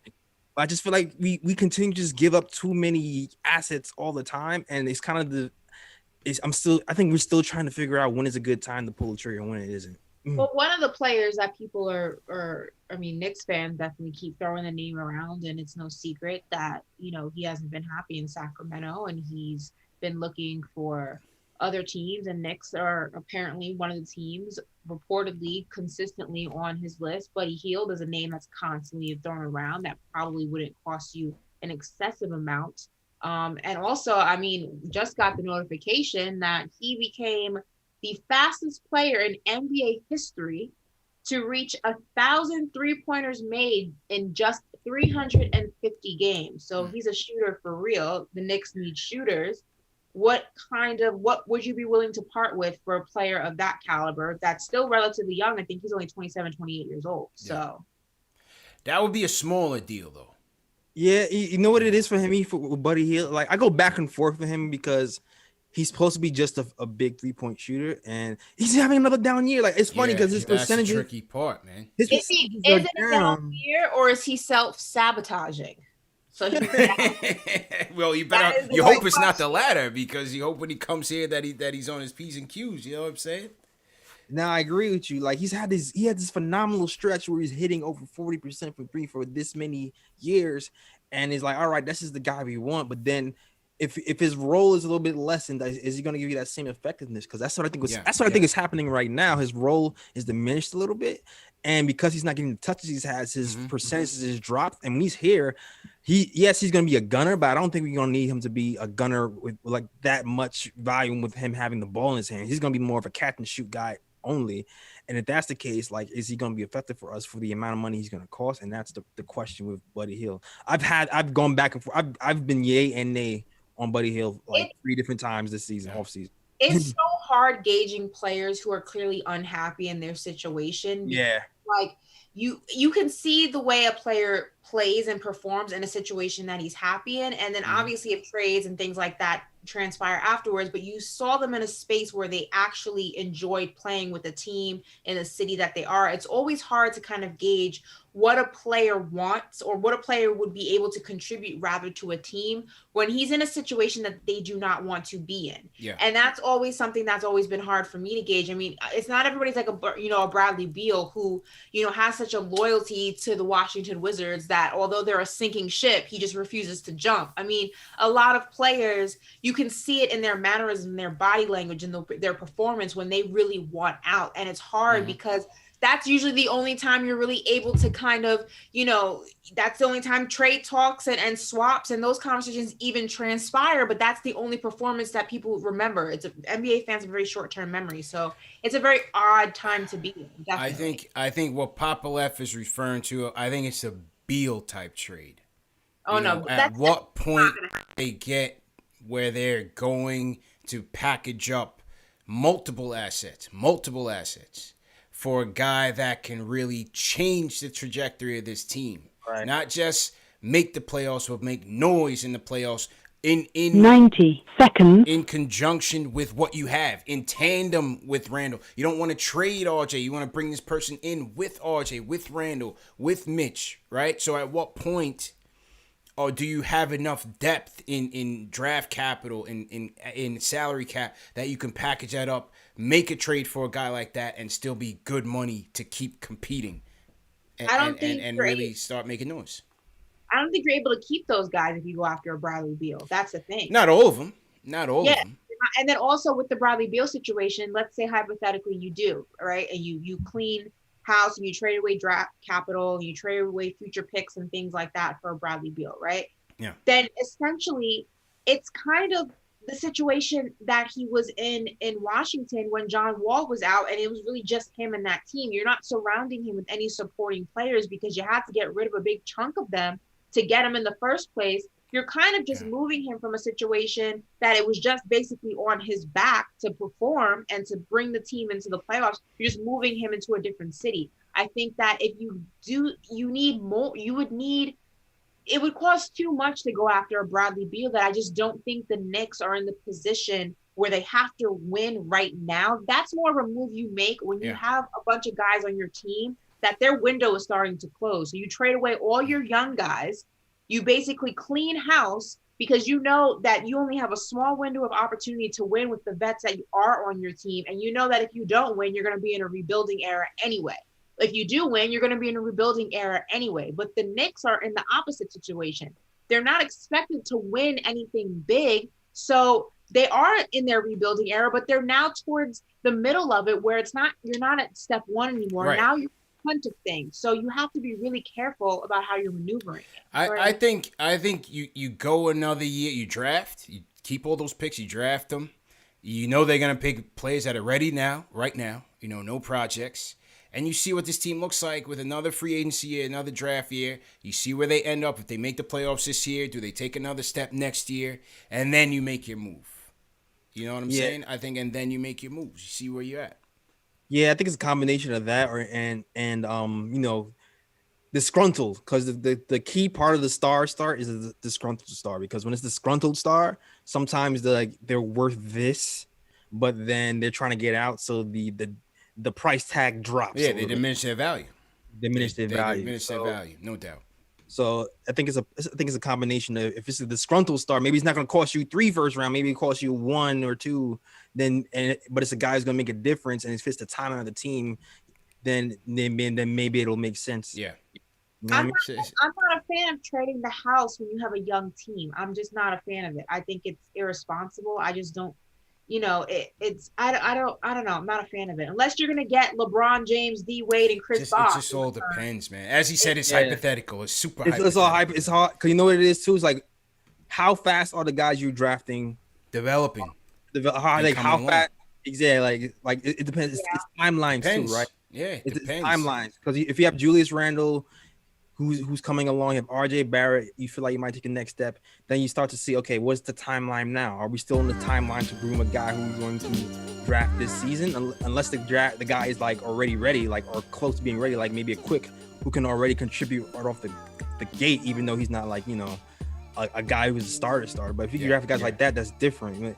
But so it's a lot to consider, because yes, you want to draft guys, and yes, you want to groom guys long term, but you also have to consider timelines of the guys that are here already if you're trying to make moves. So I just don't believe in trading your assets. I mean, why can't, if you build a team with the assets that you do have, and you build a team that players want to come to, free agents will find you. You don't have to go out of your way to make these massive moves to trade and get other players. The players will find a way to you. I just don't think you have to trade your assets to get. There's another way to the same destination. It depends, though, man. It depends. You got to pay to play. Toronto did it. You roll the dice. They brought in a guy that they had no idea whether he was going to stay there, and he didn't, and he won him a championship. Sometimes you got to do that, Ash. You got to pay to play. All these guys that you draft and you groom may not all turn out to be great players. Some may be good, some may be trash, some may be traded along the route. Just because you build it and you maintain in flexibility doesn't mean you're going to put something competitive on the floor. This is the NBA. It's a star-driven league. Even with 18 and 17, we're celebrating one game over 500. But what good is a star player on a team with no support? Well, we don't know though. That's the thing. We got to figure it out. That's what I'm saying. You got to continue building and see if you can still keep a nice portion of that supporting cast and trading off some, but still keep your same trajectory. This is what the Nets. You try to keep your core together as much as possible. You try to keep your core together as much as possible. But, understanding that some are going to be gone. All these guys are not going to be here. You have salary cap, you have roster space. All these guys that they draft are not going to be on this team. So some are going to get traded regardless. And I think and that's why you move some of them, you know what I mean? Yeah. Because if we have all these second round and first round picks coming in, all of them are not going to be able to play. Right. That's the reality of it. So that's when you start to think, when you try to, okay, maybe I'll trade 2 picks to go up a spot. Like maybe you start thinking like that, or I'll trade a pick and a guy who has potential for, like, you start to think like that to build out your team. But it's a balance. There's no really one good answer. No, it's no perfect routes. And we talking hypotheticals. But I'm saying you got to pay to play. Lakers packaged up everything, all their young pieces, and got it for Anthony Davis because they knew LeBron was a game changer and he was going to deliver it for him.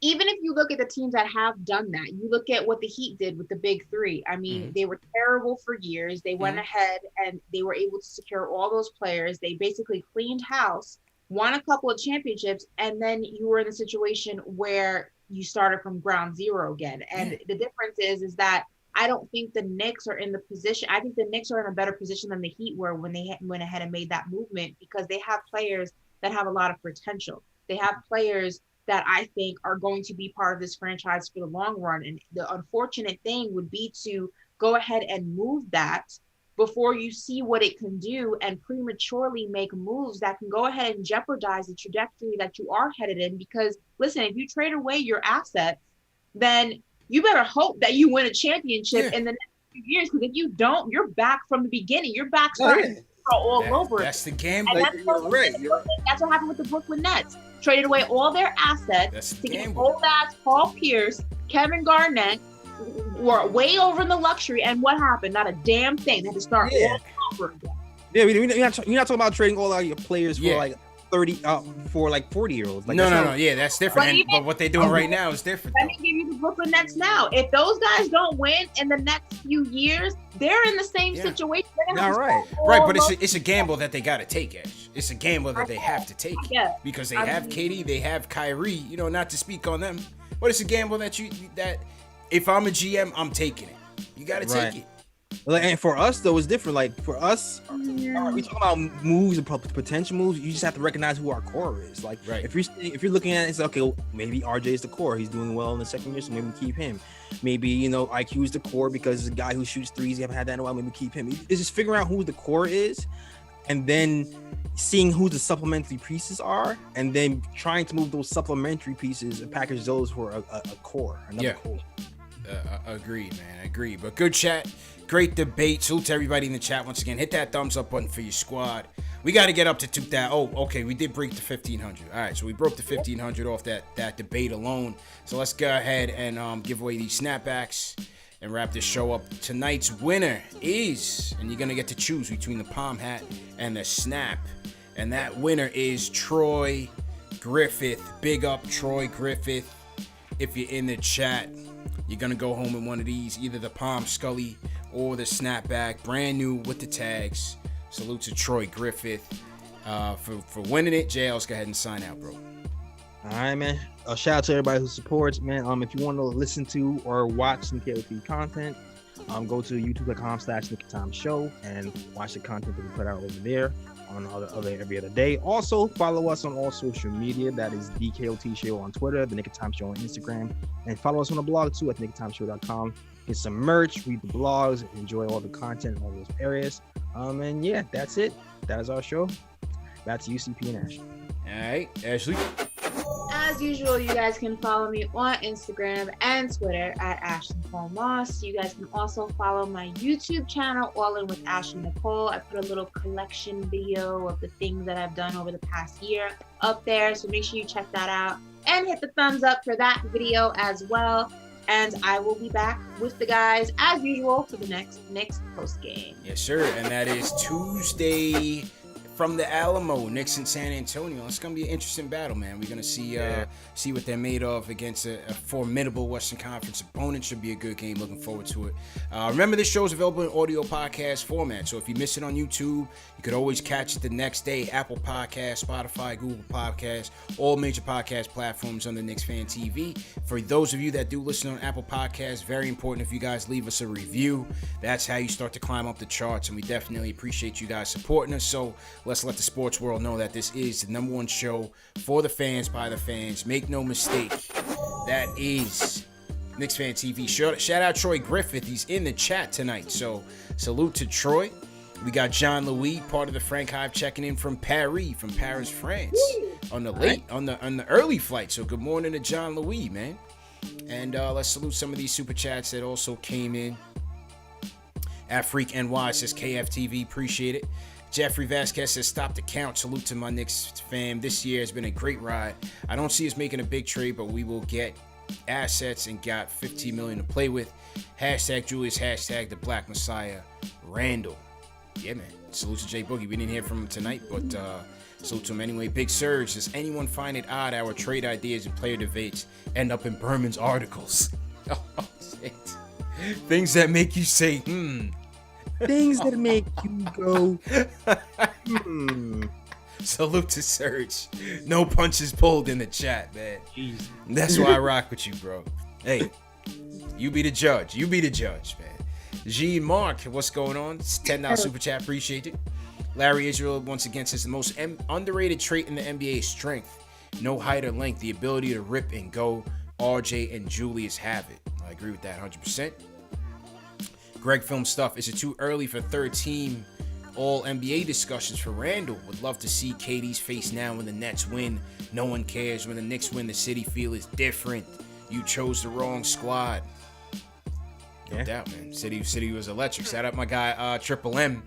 Bleacher Report posted his video last night of the after party outside of MSG last night. So salute to him. Larry Medina says, let's hit that thumbs up on for your squad. Dare I say Randall is Melo 2.0 that plays some defense. Hey, not to knock Melo, man, but yo, Randall's number one. He's in his bag offensively, and he's coming through on the defensive end, facilitating. I want to hate on it, but I can't. You can't. You can't. How can I want you, bro? to defend Melo, but I can't. Yeah, yeah. Big Surge said JLCO Young Simba birthday shout out. You got that one. Definitely got that. Shout out Shaw the Realtor, $20 super chat says, imagine Knicks and Nets in the playoffs. Oof, that's gonna be a tough one, man. That's gonna be a tough one. I'm gonna talk all the shit I can, but that's gonna be tough. I'll one up you. What about if the Knicks actually took down the Nets in the playoffs? Just man. sit on that. If that happened, yo, sit on that. What? I'm going to be annoying. I'm telling you. That happened. If that happens, y'all catch me on 7th Avenue. I'm streaking down the block. I'm gonna be on the marquee. Couple laps around Madison Square Garden. CashFanTV, simmer down, CashFanTV. The lights have gone up. Please simmer down, CashFanTV. Simmer down. She is serious. She's very serious. I'm dead serious. Yes. That's definitely happening. Yeah. Arrest me if you want, NYPD. We have Happiness My Pursuit says, have them come to us. Any player that wants to play with us and with this grit will be worth it. Can't buy chemistry and mindset. You build it. Louis B says, my favorite outtake from this 3-game win streak is Frankie Smokes back in the rotation. Great W. Stay safe and healthy. Louis B from Shaolin. Paul Robinson says, CP Ashley J. Ellis, if we stay at 4th, who are you trying to play at 5th? Just play who your schedule is, man. There's no easy games. It's whoever's there, you play, and you hope they win. Yeah, that's man. it, man. Too tight to call right now. Who knows? Too tight. You got to see who ends up 3 days there. from now. Yeah, you got to see who ends up there and how we match up, man. Once again, Lloyd Banks, appreciate it. $100 super chat. He says, MYK, salute to KFTV. 100%, man. And that was followed by... wow, there's a lot of super chat. Followed by Chuck D says, Cats is smelling the apple now. Good aroma from the microwave. Get choosy. Don't ruin the chemistry. Shout out the Realtor once again. Appreciate it. Big Johnny says, you guys are the best. How do you all link up? I'm still with that Mo Bamba for Knox or Frank. There's a lot of people calling for that Mo Bamba stuff as well. Yeah. I don't know. We'll see where he ends up, man. See how he ends up. We'll do the origin stories on another show, but appreciate the call. Mahir Mayer says, salute KFTV. What do you guys think of acquiring Mo Bamba? He can add some spacing and rim protection. Played well against the Jazz last night. Again, if you can get him on the cheap, fine. You know, we're looking for cheap deals on the margins. Yeah, I kind of like. I had a debate on KOT too. It's like I like Mo Bamba. I like that. Like if my thing is if you feel like you're not going to re-sign somebody, then move him to get somebody else. And Mo Bamba to me is a guy where there's no pressure to start him over Mitch or Noel, so you can bring him along slowly if needed. Yeah, and he can bring you rim protection and possibly 3-point shooting later down the line, but that's only if he's like interested in being here long term, because it's a contract. Yeah, I really want to give up on my boy Kev, man. That's my problem, J.O. Kev is my boy, man. Yeah. Man. Like I don't want to give up anybody either. Yeah. But it's like I got a mental block when they excited when Kev hit the floor at the Garden. Yeah, right. In garbage time. Kevin's from Kentucky. I don't think they're gonna move Kev though, because they still have a year on him. You know what I mean? Right. I feel like he's from Kentucky, so you know how that is. Like they're not moving. Yeah. Young's go against that whole Kentucky thing that I said, but that's okay. Right. Every dog there's a an exception to every rule. Yeah. We'll see though, man. Young Simba says, am I the only person who's surprised when Julius' shot doesn't go in? # lefty gang. It's becoming like kind of automatic, man. Got your open $10 super chat. Appreciate it. Mr. William 1072. I propose Kev. Here we go. Kev, Frank, and a number 2 and Elf for Kyle Lowry. Raptors ain't trading Kyle Lowry, man. There's no way of doing that. That's not happening. Yeah. Legal Center. Peyton Hive says front office signed Peyton to be the starting point guard this year. Tibbs is starting Peyton again. I'm not so sure. You got him on a 1-year, $5 million deal. I think he was the best of what you could get. And I think they were always looking to upgrade at the position. You're always looking to upgrade at the position. I don't think Peyton was plan A by any stretch. They waited till damn near free agency was over, JLs, before they made it official with him. So Exactly. 1 minute before it was over, they was like, we'll bring you back. Yeah, no, I don't see it. Lorenzo It's D. bench or nothing, Lorenzo D228 says, I'm a Knicks fan from Mississippi Gulf Coast. David Blumberg says, salute to you guys. Let's go Knicks. I don't really want to see Frank out of the rotation when Alfred comes back. Rhyme Animal Chuck D once again says, Obi is first year green. He's not a guard, so he has to figure out who he is and how he gets the rock. That's He, what I'm Knox, saying. and Frank need to continue to learn Tibbs. 100%. 100%. Gotta Be Legend says, since a $2,500 Costa Rican cologne. Says, y'all are tripping. Obi's playing behind an all-star. When was the last time we had a rookie play behind an all-star? Stop it. Dog says, what's up with the Fulton Street knockoff likes? Let's get them likes up to 2,000. Run it up. CP Ash, JL's holla at you, boy. Fat Boy with Kick says, man, y'all are tripping. We watched Frank for 4 years, Knox for 3, but Obi rookie season, we were already talking about he trash. This whole take is cap. Wow. We didn't say he was trash. No one called him trash. Probably the chat. The chat gets very rambunctious. It's probably in the chat. Hold on, to say, I don't remember us saying that. Nah, yeah, we didn't call him trash. I wanted Obi. I was rallying for Obi for 6 months before the draft. I'm very upset that this is the situation that we're in because this is not what I anticipated at all. Yeah, I don't think he's talking. I'm with CP. I don't think he's it's talking probably about the chat. It's probably the chat that getting rowdy. Steve Vernon says Obi will be fine. This is Julie says tryout year. No one was expecting this. That's why they drafted Obi. We gave Frank Knox 3 years. Obi needs time. Angel Burials, appreciate it. Maurice Baker says, I'm Tibbs set all day. Tibbs set. But damn, I wish he could play the younger guys a bit more. John Michael Prego says, Heald's teeth are too heavy. Go Knicks. Michael Rappaport sucks. I like this guy. I giggled when I saw that. I like this guy. I like this guy. Pick and Pop, Super Chat, appreciate it. And Big Sirs, appreciate it, man. All right, people. Tuesday night, Knicks versus San Antonio. Appreciate all the mods for coming through. Chuck D. Lloyd Banks, special guest in the chat. Hit that thumbs up on the Free Squad one more time. CP, Ashley Moss, JL's.